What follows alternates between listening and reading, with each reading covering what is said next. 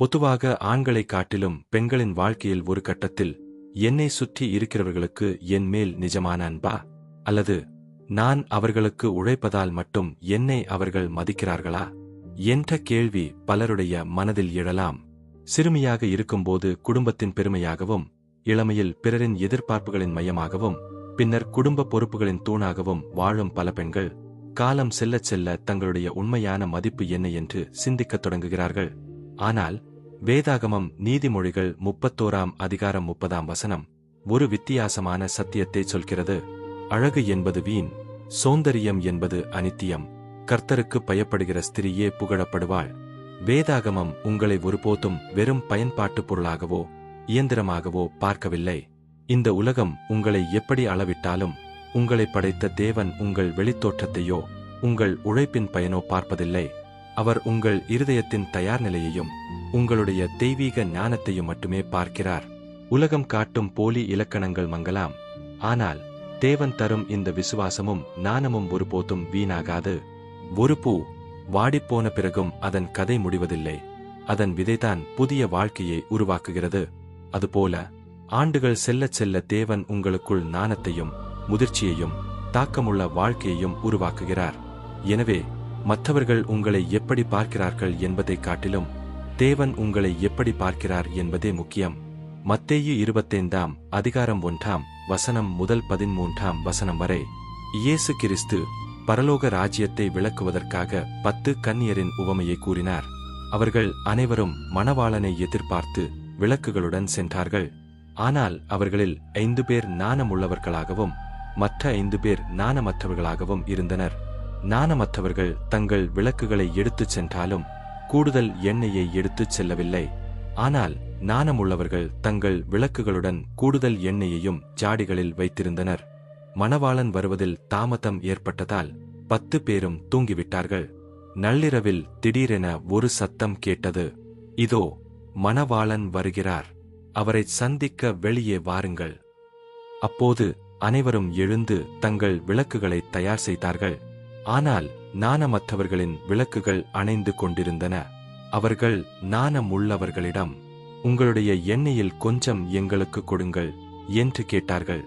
ஆனால் ஞானமுள்ளவர்கள், எங்களிடம் இருக்கும் எண்ணெயை உங்களுக்கு பகிர்ந்தால் பிறகு எங்களுக்கும் உங்களுக்கும் போதாமல் போகலாம், அதனால் நீங்கள் சென்று வாங்கிக் கொள்ளுங்கள் என்று பதிலளித்தார்கள்.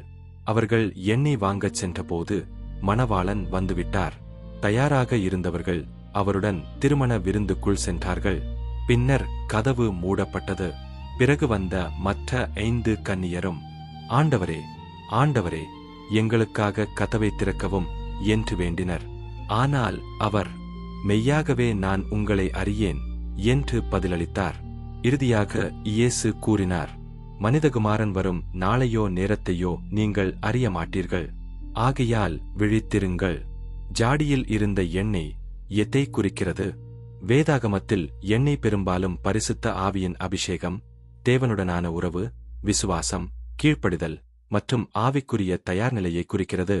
இந்த உவமையில் எண்ணெய் என்பது தேவனுடனான தனிப்பட்ட உறவு, பரிசுத்த ஆவியின் நிரப்புதல், உண்மையான விசுவாசம், ஜெப வாழ்க்கை, தேவ வார்த்தையில் நிலைத்திருத்தல், ஆன்மீக தயார்நிலை, இவற்றை மற்றவர்களிடமிருந்து கடன் வாங்க முடியாது. ஒவ்வொருவரும் தாங்களே பெற்றுக்கொள்ள வேண்டும். எல்லா கன்னியரும் ஏன் தூங்கினார்கள்? 10 பேரும் தூங்கினார்கள் என்பது மனிதர்களின் இயல்பான வாழ்க்கையை குறிக்கிறது. ஆனால் முக்கியமான வித்தியாசம் தூங்கியதில் இல்லை, தயாராக இருந்தார்களா என்பதில்தான் இருந்தது. ஞானமுள்ளவர்கள் தூங்கினாலும் தயாராக இருந்தார்கள். ஞானமற்றவர்கள் தூங்கினார்கள், ஆனால் தயாராக இல்லை. ஏன் ஞானமுள்ளவர்கள் எண்ணெயை பகிரவில்லை? அவர்கள் சுயநலவாதிகள் என்று நீங்கள் நினைக்கலாம். அதனால் அவர்கள் எண்ணெய் தர மறுத்திருக்கலாம் என்று நீங்கள் நினைக்கலாம். நிச்சயமாக இல்லை. சில விஷயங்களை மற்றவர்களுக்கு கொடுக்க முடியாது. இரட்சிப்பு, விசுவாசம், பரிசுத்த ஆவியுடனான உறவு, ஜெப வாழ்க்கை, தேவனுடனான தனிப்பட்ட அனுபவம், இவற்றை ஒவ்வொருவரும் தாங்களே பெற்றுக்கொள்ள வேண்டும். தேவன் இதற்கு முன்பே மனிதர்களுக்கு பழைய ஏற்பாட்டில் மூடிய கதவு மீண்டும் திறக்கப்படாது என்பதை சொல்லிருக்கிறார். அது உங்களுக்கு ஞாபகம் வருகிறதா? ஆம், அதுதான் நோவாவின் பேழை சம்பவம். ஆதியாகமம் 7ஆம் அதிகாரம் 16ஆம் வசனத்தின்படி நோவாவும் அவரது குடும்பமும் பேழைக்குள் சென்றபின் கர்த்தர் அவர்களை உள்ளே அடைத்து கதவை மூடினார். அதன்பின் வெளியே இருந்தவர்களுக்கு உள்ளே செல்ல வாய்ப்பு இல்லை. அதேபோல் இந்த உவமையிலும் திருமண விருந்தின் கதவு மூடப்பட்டது. கிருபையின் காலம் என்றென்றும் நீடிக்காது என்பதை இது எச்சரிக்கிறது. இந்த உவமை நமக்கு சொல்லித் தருவது, நாளை என்று எண்ணி ஆன்மீக வாழ்க்கையை தள்ளிப் போடக்கூடாது. தேவனுடைய வருகையின் நேரம் யாருக்கும் தெரியாது. போதுமான அளவு மட்டுமல்ல, அதிகமான ஆன்மீக தயார்நிலையும் அவசியம். மற்றவர்களின் விசுவாசத்தை நம்பி வாழ முடியாது. ஒவ்வொருவரும் தங்கள் பொறுப்பை தாங்களே ஏற்க வேண்டும். வாய்ப்பு இருக்கும் காலத்திலேயே தயாராக இருக்க வேண்டும். இயேசுவின் வருகைக்காக எப்போதும் விழிப்புடனும் தயாராகவும் இருக்க வேண்டும். நாணமற்ற கன்னியர் செய்த மிகப்பெரிய தவறு தயார்நிலையை அலட்சியப்படுத்தியதே. அவர்கள் எண்ணெய் போதுமானதாக இருக்கும் என்று நினைத்தார்கள். ஆனால் அவர்கள் காத்திருக்க வேண்டிய காலம் அதிகமாக இருக்கலாம் என்பதை மறந்தார்கள். சகோதர சகோதரிகளே, எப்போதும் தயாராக இருங்கள். உங்கள் விளக்கு எரிந்து கொண்டிருக்கட்டும். உங்கள் பாத்திரம் எண்ணெயால் நிரம்பியிருக்கட்டும். ஏனெனில் மணவாளன் எந்த நேரத்தில் வருவார் என்பதை யாரும் அறிய மாட்டார்கள். ஒரு விஷயத்தை கவனித்தீர்களா? இயேசு 10 கன்னியரின் உவமையைச் சொன்னபோது ஏன் 10 ஆண்களைப் பற்றி சொல்லவில்லை? ஏன் 10 கன்னியர்களைப் பற்றிச் சொன்னார்? இதற்கு பின்னால் ஒரு ஆழமான காரணம் இருக்கிறது. இயேசு பெண்களை பற்றி மட்டும் இதில் பேசவில்லை. உண்மையில் அந்த 10 கன்னியர்களும் கிறிஸ்துவின் வருகைக்காக காத்திருக்கும் எல்லா விசுவாசிகளையும் அவர்கள் குறிக்கிறார்கள். அக்கால யூத திருமணங்களில் மணவாளனை வரவேற்க கன்னியர்கள் விளக்குகளுடன் காத்திருப்பார்கள். அந்த காட்சி அனைவருக்கும் பரிச்சயமானது. அதனால்தான் இயேசு அந்த உதாரணத்தை பயன்படுத்தினார். ஆனால் இதில் இன்னும் ஒரு ஆழமான உண்மை இருக்கிறது. வேதாகமத்தில் தேவனுடைய மக்கள் பல இடங்களில் மணவாட்டி என்று அழைக்கப்படுகிறார்கள். அதாவது ஆண்களும் பெண்களும் சேர்ந்து கிறிஸ்துவின் சபையாகிய மணவாட்டி. எனவே இந்த உவமையின் கேள்வி, நீ ஆனா பெண்ணா என்பதல்ல, நீ தயாராக இருக்கிறாயா என்பதுதான். கவனியுங்கள், 10 பேரிடமும் விளக்கு இருந்தது. 10 பேரும் மணவாளனை எதிர்பார்த்தார்கள். 10 பேரும் தூங்கினார்கள். வெளிப்படையாக பார்த்தால் அவர்கள் அனைவரும் ஒரே மாதிரியாக தெரிந்தார்கள். ஆனால் 5 பேர் மட்டும் உள்ளே சென்றார்கள். வித்தியாசம் என்ன? 1 எண்ணெய், 2 அவர்களுடைய தயார்நிலை, 3 அவர்களுடைய முன்யோசனை. இன்று பலர் கிறிஸ்தவர்களாக இருக்கலாம், சபைக்குச் செல்லலாம், வேதாகமம் வாசிக்கலாம். எல்லாம் நன்றாக இருக்கும்போது எல்லோரும் விசுவாசிகளாகத் தெரிகிறார்கள். ஆனால் கேள்வி அது அல்ல. சோதனை வரும்போது, காத்திருக்கும் காலம் நீளும்போது, பதில் தாமதமாகும்போது, உன் வாழ்க்கை விளக்கில் இன்னும் எண்ணெய் இருக்கிறதா? உன் விசுவாசம் இன்னும் உயிரோடு இருக்கிறதா? தேவனோடு உனக்கு தனிப்பட்ட உறவு இருக்கிறதா?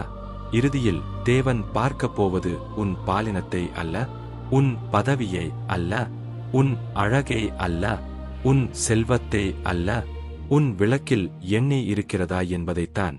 அதனால் இன்று நாம் கேட்க வேண்டிய மிக முக்கியமான கேள்வி, நான் ஆணா பெண்ணா என்பது முக்கியம் அல்ல. மணவாளன் வரும் நாளிற்காக நான் தினமும் ஆயத்த நிலையில் இருக்கிறேனா இல்லையா என்பதுதான் இன்று நம் முன்னால் இருக்கும் ஒரே கேள்வி. அதனால் உங்கள் வாழ்க்கை இன்று எதை நோக்கி போய்க் கொண்டிருந்தாலும் தேவனுடனான ஆழமான உறவு உங்களுக்குள் இருக்கிறதா இல்லையா என்பதுதானே தவிர, இதில் மனிதர்களைப் பற்றியோ அல்லது உலக கவலைகளில் நீங்கள் மூழ்கி கிடப்பதோ முக்கியமே அல்ல. தேவனின் வருகையில் நீ புனிதமான வாழ்க்கை வாழ்கிறாயா இல்லையா என்பதே. ஏதேன் தோட்டத்தில் தேவன் உலாவி வரும்போது மனிதன் பயந்து ஒளிந்து கொண்டானே, அதைப்போல நீ தேவன் முன்பாக தைரியமாய் செல்லப் போகிறாயா அல்லது பயந்து மறைந்து கொள்ளப் போகிறாயா என்பதை நீதான் தீர்மானிக்க வேண்டும். சகோதர சகோதரிகளே, இப்பொழுது நாம் ஜெபிப்போமா? அன்பின் தேவனே, ஆதாம் ஏவாள் முதல் இன்று வரை இந்த அகில உலகத்தை தன் கரத்தில் ஏந்தி ஆளுகை செய்யும் சர்வ வல்லமையுள்ளவரே, உலக இன்பத்திலும் மாயையான உலக காரியங்களிலும் மூழ்கி கிடக்கும் என் இதயத்தை இதோ இந்த நொடியில் உம்மிடம் அப்படியே ஒப்படைக்கிறேன் தகப்பனே. என்னை அவன் பாராட்டவில்லை, என்னை அவள் மறந்துவிட்டாள், என்னைச் சுற்றியுள்ளவர்கள் அனைவரும் என் பணத்திற்காகவும் நான் கொடுக்கும் பொருளுக்காகவும் மட்டும்தான் என்னை மதிக்கிறார்கள் என்று மனிதர்களைப் பற்றி யோசித்து இந்தச் சமுதாயத்தில் ஒன்றுமில்லாத வரட்டு எண்ணங்களை நினைத்து என் நாட்களை வீணடித்தேனே. உலக சிந்தனைகளில் மூழ்கி நான் வாடித் தொலைத்த என் பொன்னான நேரங்களுக்காக பாதத்தில் இப்பொழுது கண்ணீரோடு வருந்துகிறேன். அன்பின் தேவனே, மனிதர்கள் என்னை மறந்தாலும் நீரே என்னை எப்போதும் பார்க்கின்றீர். நீரே என்னை நல்வழியில் நடத்துகின்றீர். உம்மால் அன்றே இந்த உலகத்தில் எனக்கு வேறொரு புகலிடமும் இல்லை அப்பா. மனிதர்களின் போலி பாராட்டுகளுக்காக ஏங்கி என் விளக்கில் இருக்கும் எண்ணெயை தீர்த்து கொள்ளாமல் உம்முடைய வருகைக்கு ஆயத்தமாகும் தெய்வீக ஞானத்தை எனக்குள் ஊற்றுவீராக. உலக மாயை என்னை இழுக்கும் போதெல்லாம் அழகு வீண், சௌந்தரியம் அனித்தியம் என்ற உம்முடைய ஜீவனுள்ள வார்த்தை என் இதயத்தில் தீப்பொறியாய் எரியட்டும். நான் ஏதேன் தோட்டத்தில் பயந்து ஒளிந்த ஆதாமைப் போலல்லாமல் உம்முடைய வருகையின் நாளில் பரிசுத்த அலங்காரத்தோடு கம்பீரமாயும் சமூகத்திற்கு முன்பாக வந்து நிற்கும் பாக்கியத்தை எனக்கு தந்தருளுங்கள். என் கடந்த கால கவலைகளை மாற்றி இன்றும் என்றும் எப்பொழுதும் உம்முடனான உறவில் நான் பசுமையாய் கனி தர என்னை அர்ப்பணிக்கிறேன். இயேசு கிறிஸ்துவின் வல்லமையுள்ள நாமத்தில் ஜெபிக்கிறேன் நல்ல பிதாவே, ஆமென்.